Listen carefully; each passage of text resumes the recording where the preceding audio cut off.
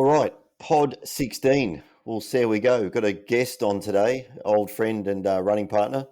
We were just chatting a little bit off air about a bit of the obesity problem around the world and in Australia. I think we're quickly becoming one of the fattest countries in the world.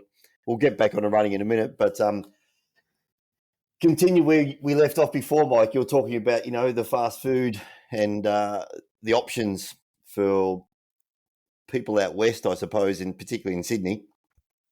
Yeah, look, I think that where I live in Mossman, we're just spoilt for choice for good food, and I think those sort of options and choices aren't necessarily available as much out west, and there's an awful lot of fast food.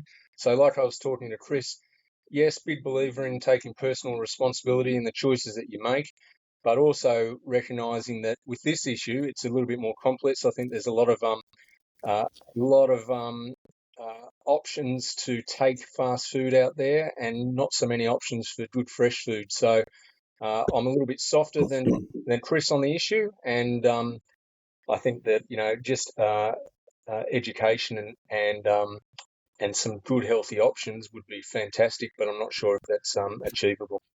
I agree, but then how do we account for the people that actually, have the options, have the resources, have the money, even go down the path of actually hiring personal trainers, but still don't make any progress because they won't be accountable.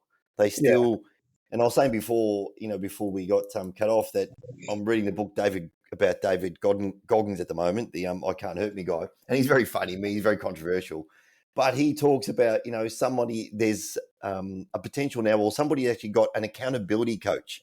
And he's just freaking out about it. Like someone's got to have a coach to actually, keep them accountable for particular things. And I think that's the problem. That, like, where does it end? I mean, when do people actually say, Well, "Hey, I want to make change," and they take responsibility? I think where does it end? I think that with us in coaching, I wanted to have accountability from you guys when I was running. Like, turning up and then running with you guys, that was part of accountability. You guys were helping me. I was helping you. But, going back to obesity is very, people focus on it because it's obvious, right? You can see it. And I'm only concerned about the choices people make that really impact their sort of health.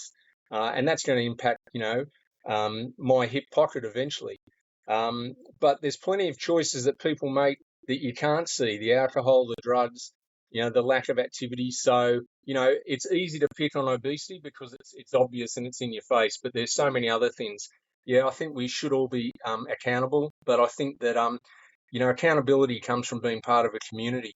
And so we had a community of like-minded people down at the track, and we held each other accountable, and that was great. I don't know if that exists in other aspects of life. Yeah, and I agree. I mean, Chris and I spoke about the benefits of having a coach at any level in life, and I think coaches really play a big role. And obviously, Chris has gone on and coaching other athletes now. But ultimately, even if I was actually helping you guys out and coaching you, you're still very accountable when you leave the track. And Chris and I were chatting the other day, and we all fall off the wagon occasionally and do particular things. But Chris is really disciplined when it comes to his recovery and rehab. But no one's forcing him to do that. Someone's just giving him a particular program. You might be accountable when you turn up to the track.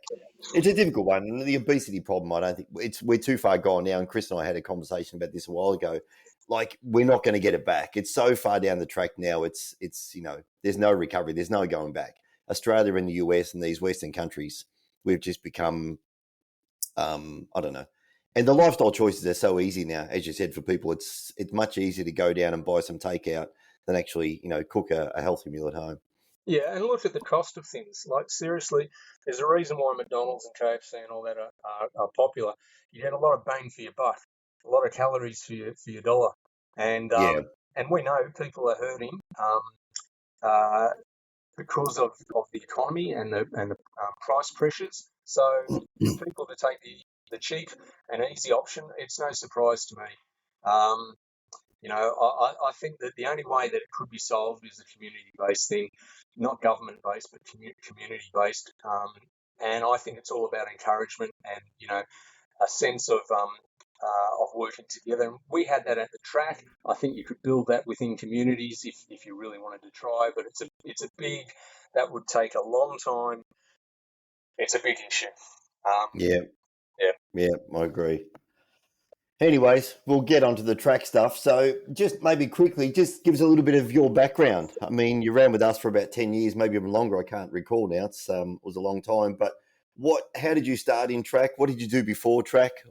Before you actually joined the track, you were more of a distance person. Just Yeah. give us a brief of your background. Yeah, sure. So currently 55, started at track when I was 38. Started there because I ran an Australia Day mile down at DY, which was an uphill road course. Ran, I think, 4:38 on the back of Nice. no no training, and my partner Tani, who'd been a runner, said, "Why don't you go down and I know this guy at the track, and it was Peter Crombie. Why don't you go down there and see what it's like?" So that was where it all started. Always been active, always been big into cycling. Done sort of a bit of everything: cycling, track, road, BMX. Met my partner Tani. She was a marathon runner. BMX. BMX, mate. I was racing BMX in 1979. I So was going to say, don't tell me that was only 5 years ago. yeah, I had my red line. Those who know BMX will know red line was just like the bee's knees. Had my red line, my bell helmet. There was a track at Balgowlah. Eventually, the locals had it shut down because you don't want young kids having fun and doing something healthy.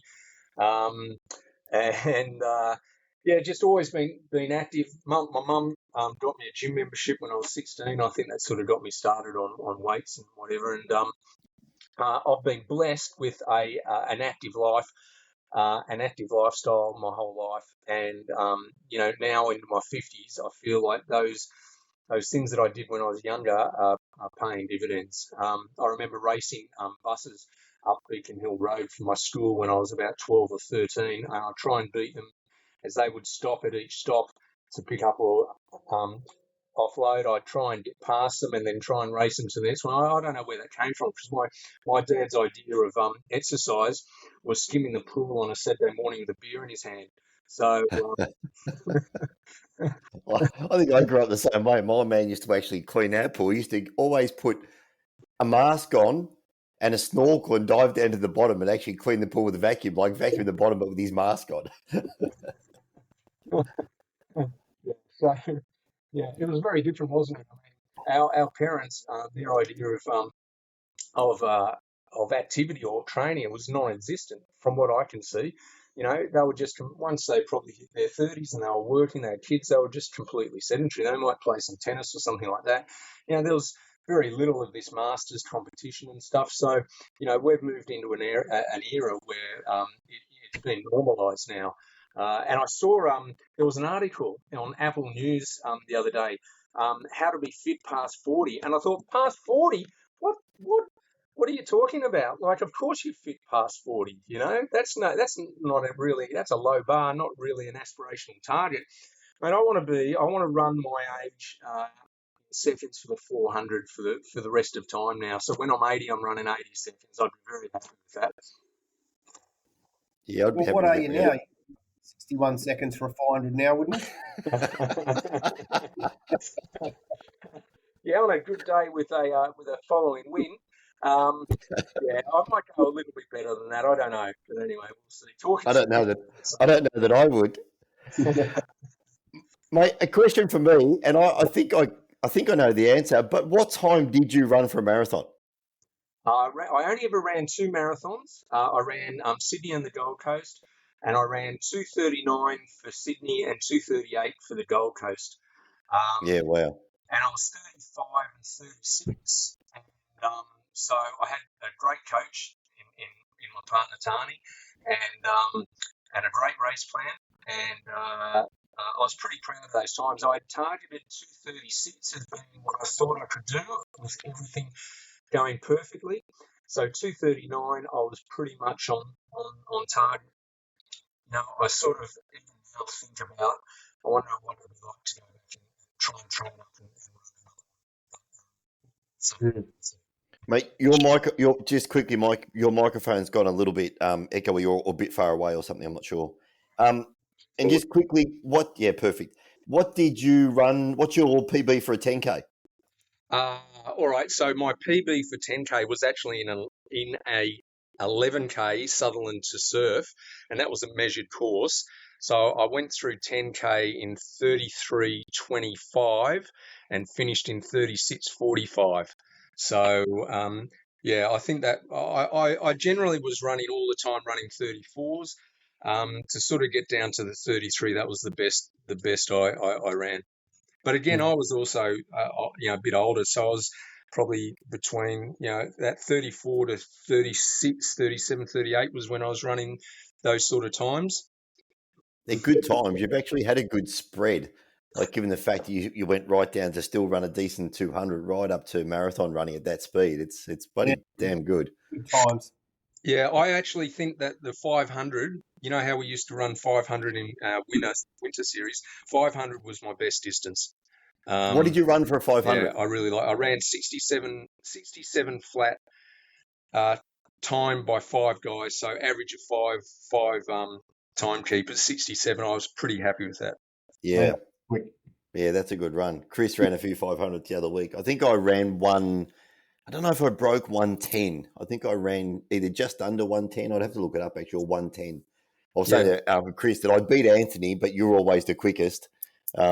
Chris he's been running 500s recently at the track as well. And I think they did a winter series the other week. Chris is running a winter series up in Queensland with 500s as was it 500, mate? No, Mike, you would have loved this. We had a session the other day. It was a 500 and then 3-minute rest and then a 250 with everything you had left in the tank. Wow. Yeah. And I was on the track like weeping for about just sucking my thumb, and it looked like there was dead bodies all over the track. That was before the race, Mike. Do you remember? I ran before the 2013 Nationals, I think, if that was the one that was in Canberra. I ran a 400, 300 double with about 3 minutes between. And I remember that I thought that my insides had been turned outside. I've never felt so destroyed in my life after that. We remember, mate. I think that's the event that we videoed. It's had 150,000 views on YouTube. Yeah. 150. Everyone loves to see someone suffering, and and I suffered. But great times, like great times. I look back on that. I think that ruined us for the following week, or however far out we were from that major event. I think that part my fault that I shouldn't have given you that session, knowing that you just, overrun everything. Yeah, you told me to run 56, and I went out and ran 53:25 or something like that, and I shouldn't have done it, but my ego got the better of me. And then the following week was Nationals. I ran 2:01 for the 800. I was expecting to go under 2 minutes. But we had a shocker when, it was I think we were 40 minutes held up for a 70 plus 800, where one of the ladies was basically walking around the track, and we were 40 minutes held up, and you can't warm up and try and stay warm and then compete at that sort of level. It just ruins you. So I don't remember that, but I remember the race, but I don't remember that. And I just remember you being flat though as well on the day, and obviously that would contribute to it. But I think in hindsight, like having that such like a hard run. I mean, you were in sub 2 minute shape based on those times. You should have gone under 2 minutes. Yeah, I've just lost you there a bit, Rod. Oh, sorry. I was just saying that based on those times that you ran at the track previously, you should have gone under 2 minutes for that day. Yeah. So, woulda, coulda, shoulda, didn't. But, that's life. Yeah, exactly. Mate, a couple of questions to Chris and I. We sort of had a bit of an interview process the other week, and one of the things I asked Chris was what he thinks about on the start line, and how do you do pre-race nerves, and how do you deal with them if you do have them? Yeah, just lost you. I'm terrible at this. Okay. I was just saying that I said to Chris, I was asking Chris the other week, does he have pre-race nerves? Oh. How does he deal with them, and what does he think about on the start line? Yeah, look, I don't think anyone doesn't have nerves, and I think nerves are an important part of being able to extract 100% out of yourself, because it's that adrenaline rush, isn't it? And I think in training you can only probably ever get to 97, 98%, and you need that nerves and that adrenaline to get you to 100%, which is when you're racing. I had nerves every time, and I would deal with it by trying to go through the same warm up each time, so that everything was the same, and then get to the line. There'd be times, I admit, when I got to the line and I'd be saying, why am I doing this to myself? Like, I'm really not enjoying this. I'm really not enjoying this. Why do I do this? But I'm compelled to do it. I don't know why. But let me say, and this is true for a lot of people, the moment that gun went off, there's no nerves. It's nothing. It's just pure race plan, race execution. So, I knew that was going to happen, so you can sort of deal with it a bit better. Interesting, your answer was exactly the same as Chris's. Really? Yeah. Virtually identical. We're just saying that he's been on the start line so many times and so have I. Why are you doing this? The nerves just started to get the better of you so badly. And let me ask this question. Did you suffer the nerves for every event or some worse than others? Some worse than others. 200s never sort of really bothered me. 100 never really bothered me because, I wasn't a great 100, 200 runner. So I probably never had that really high expectation. Yeah. The 4, certainly. But the 8, definitely. The 8, I always had nerves because I just knew how long I was going to have to suffer for. Yeah, it's a weird thing, isn't it? It's so weird. But I was exactly the same. But Chris's answer was the same and then dealing with them. And we're talking about routines, doing the same thing at the track every single time, to the extent where you go and put your bag in the same spot, over the weekend that you're racing. You warm up exactly the same way. It's a really weird thing how we try and deal with it. I think the best person I ever saw deal with nerves was Pete Crombie. Yeah, go on. Or just saying that Pete was the best I ever saw deal with pre-race nerves. Yeah, just lost you a bit then. I was going to say that basically what I do is I try and control the controllables. So you try and control when you start, you warm up, your fluid intake, your food intake, the drills that you do. You know that you're going to do a 80 meter, then you're going to do 120, and then you might do, for me, if it was an 800, I would actually do a tempo 200 before the event. And you know that you're going to do those sort of things. So they're the things you control. And then, you deal with the rest. The administrators or the officials that stuff things up, or they want to make a point, you deal with those sort of things the best you can. But the things I could control, I would control. Yeah, for sure. What's your biggest highlight of your track career? Oh, I'm tempted to say running Chris down in the golf. You can say that. There was one of mine. John, it's funny you should mention that. I was only having that conversation with, who was it?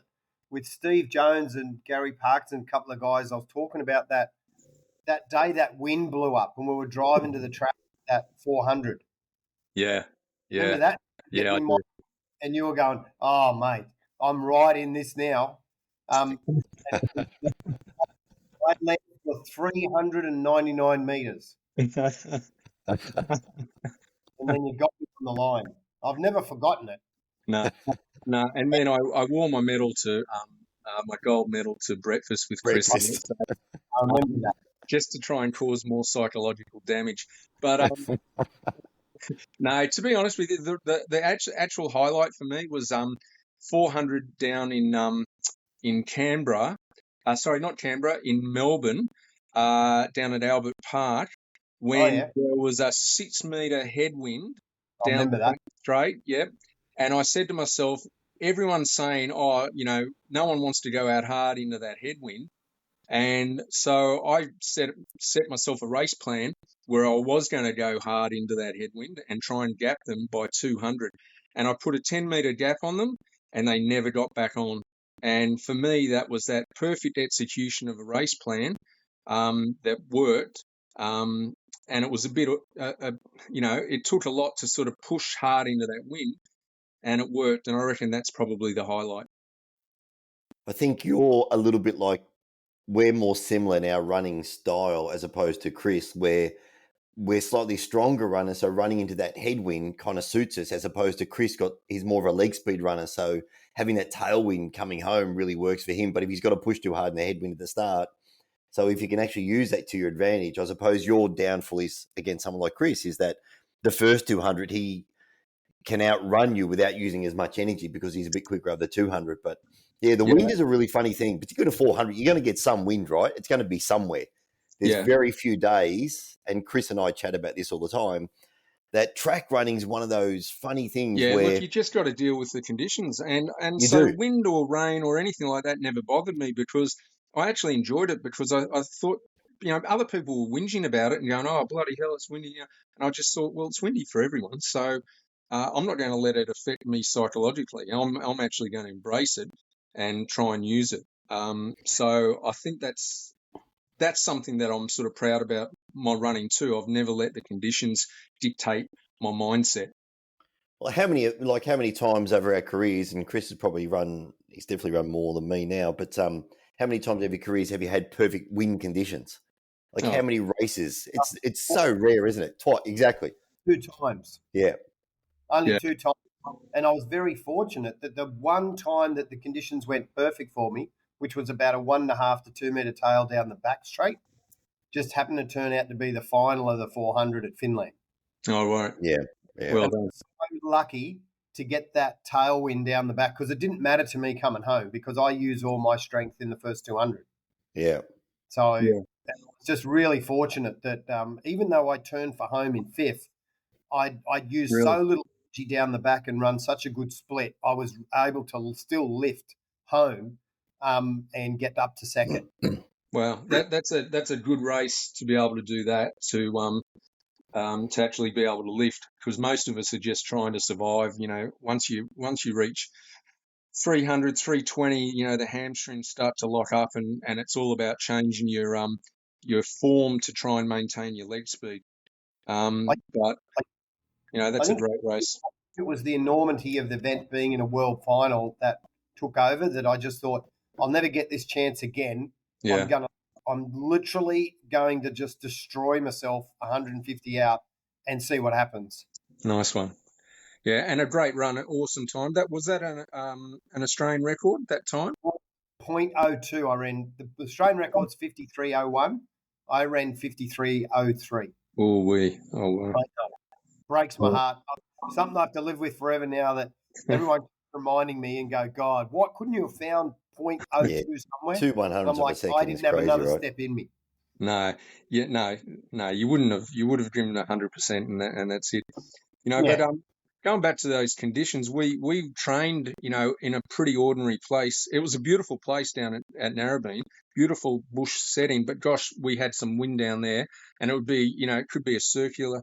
You could have headwind in the back straight and headwind coming up the finishing straight. It was, I know. So I don't think we were surprised by windy conditions. Yeah, we chat all the time about Chris and I turned up the track Saturday, Sunday. We trained on our own, and we ran. We think it was 44 degrees that day or something, 40 something. It was 41 or 42. It was in the 40s, but we still think the track temperature is probably 55. But it was the strongest headwind you've ever seen, and we had 5 200s to do. Into that wind. And we watched this other coach flog this 16-year-old 800-meter kid, and then we basically looking at each other saying they shouldn't be running this kid this day. It was so damn hot, and this kid went laid on the ground and threw up for about 15 minutes afterwards. Yeah, look, I don't know. Certainly at 16, I wouldn't be destroying someone like that, because I don't think psychologically they're as resilient as they need to be, because you want to keep them in the sport. So, when you're our age, you can do whatever you want because, you know, we can make the decision whether we want to do that. But 16, too young. And also, hey, you know, that sort of heat stress, I don't think it's good for people. No, mate, I couldn't agree more on both accounts. I mean, just the physical stress on his body destroyed him. And secondly, mentally, kids just don't recover from that. I No. mean, we've had that, you know, as you said, that life experience where you've gone through lots of those sessions and just know what it's like and know that you will get through, but your first one being that hard. What about biggest disappointments? Look, biggest disappointment was probably not cracking 2 minutes for the 800. I ran 2 minutes flat, 2 minutes and 0.25. And just, you know, the conditions, whatever, just never got there. Would have loved to have. Yeah, I think that's probably the thing. You know, when I set my focus and my aim and I really trained to get that and I didn't get it. And sometimes you just don't get what you want. And that was one of those occasions. Where did you run too flat? I can't remember where you run that. It was in Sydney. It was out of not Campbelltown. What's the other one? Was that the Olympic Stadium? Or was that SoPac? No, it wasn't. It wasn't Homebush. It was Bankstown. Bankstown. Yeah, Bankstown. Yeah. But funny enough, Blacktown was where I preferred to run. Blacktown just always felt good as a track. And it's funny, I hated Campbelltown. Hated it. Bankstown was okay. Oh, I hated Campbelltown as well. Oh, right. Crazy drivers on the way out. Aggression like you wouldn't believe, and then the most exposed track in probably all of Australia. It was exposed, right? It's terrible. Yeah, shocker. But yeah, Blacktown, I really like Blacktown. What would you do differently over your career? I would work on my recovery a lot better. I was not disciplined enough to actually work on recovery. I love training. I love racing. I loved all that sort of stuff, and I should have loved recovery, massage, ice, you know, for my feet, you know, fluid, all that sort of stuff. If I'd spent more time doing that, I think I would have run a little bit better. So yeah, that's. I was happy to train. I was happy to race, but I just was lazy when it came to recovery. Yeah, I will give Chris credit for that. That's where he was always extremely good at it. And to be honest, he's actually better at it now even. And I think it's testament to the times that he's actually currently running. So, absolutely. Yeah, you got to spend more time in your recovery. The older you get, the more time you need to spend on your management. If you want to run and do that to your body, because it does take its toll. Yeah, and you can still run, like, you know, I can still run, you know, some reasonable sort of, you know, 100 speed, but you've just got to spend more time recovering and realize that you can't do as much volume. Yeah, for sure. Yeah. Yeah. What else? Got anything else to add, Chris? I was very fortunate this week. I don't know whether I told you this, Rod, that I've spent in total now 3 hours with the strength and conditioning coach that works with Bobby Kersey, and also executes Bobby Kersey's training programs for Sydney McLaughlin. So, and just watching him with an athlete that they're trying to get an entry program into UCLA in the US, and how he was teaching her proper mechanics. She's a 200-meter runner. Is he an Australian or American? He's American. Yeah, so he's just out here on. Well, this girl's father brought him out for a week. He's a wealthy guy.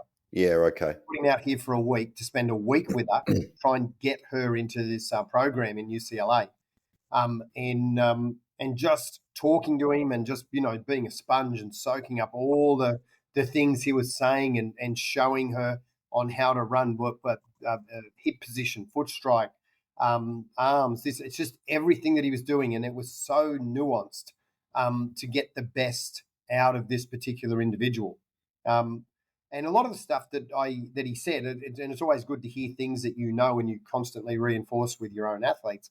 But it's just, I mean, he's at the top of his game. Like Sydney McLaughlin is the best 400-meter hurdle runners we've ever seen, and for Yeah. flat 400-meter runner in the world.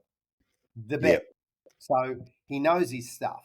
And that was a really valuable experience for me all last week, is spending time with him and with this athlete and just watching and learning. It's interesting. There's a book, it's called Atomic Habits by James Clear, that I've been reading, and he talks about, I don't know if you know the story about the UK cycling team.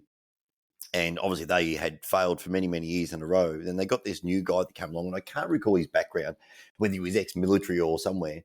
Anyway, I don't even think he had a cycling background, but he came along and he literally said to all the UK athletes, and obviously had produced good cyclists, but they never actually couldn't win medals and, competed the tour and so forth.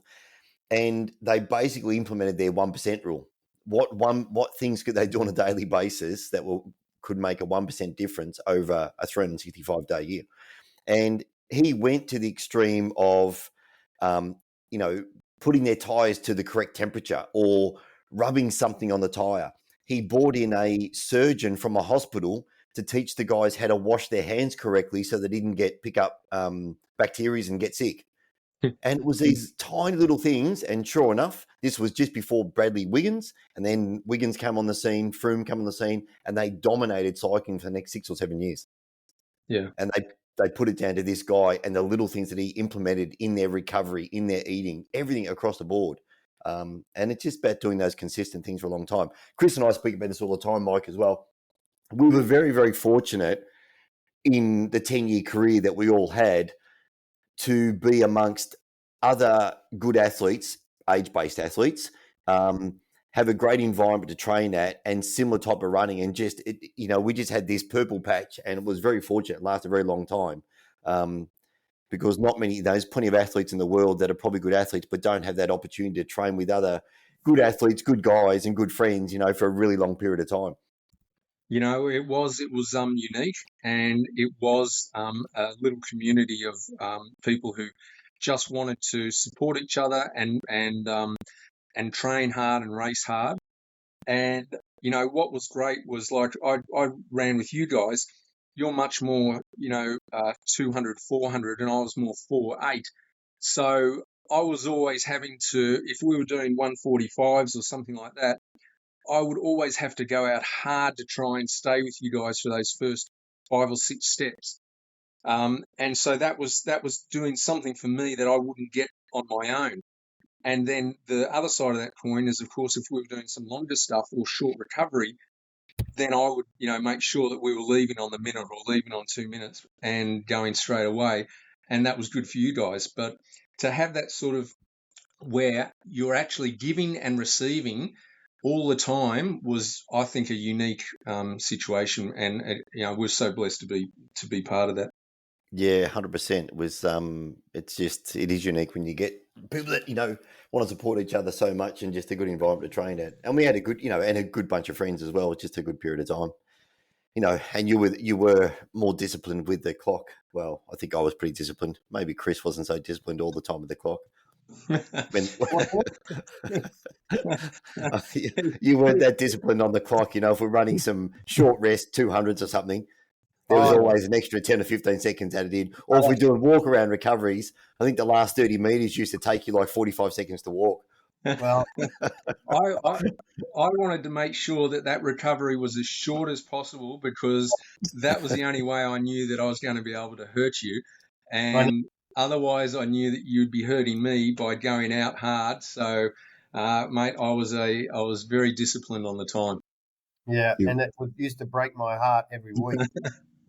Those short recoveries for my physiology really, I really had to dig deep, and I was falling off a cliff constantly on short recovery work, and still do, by the way. I mean, I'm always trying to milk as much as I can out of recoveries, any way possible. If I can grab an extra 10, 20 seconds, I'll take it.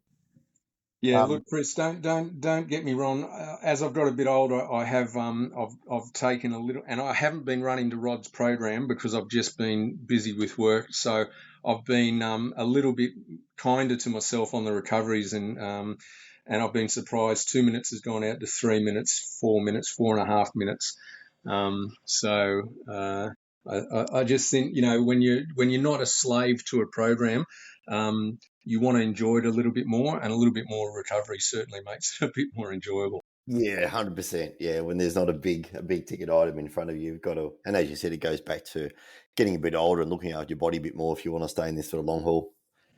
Yeah, and I want to stay in this. Like, this has given me so much, so I want to still continue to run for a long time. Yeah. All right. Well, we might leave it there. Good. It was actually good to get on and have a bit of a chat. I think we'll try and do one maybe every few months or every 6 weeks. We'll try and get together and just chat about our random stuff and some of our ideas. Perfect. Sounds good, Rod. Thanks, All right, Chris. boys. Thanks so much for your time. Mike. Have a great day. All right, guys. Catch up real soon. Cheers, mate. All right. Cheers, mate. Cheers. Bye.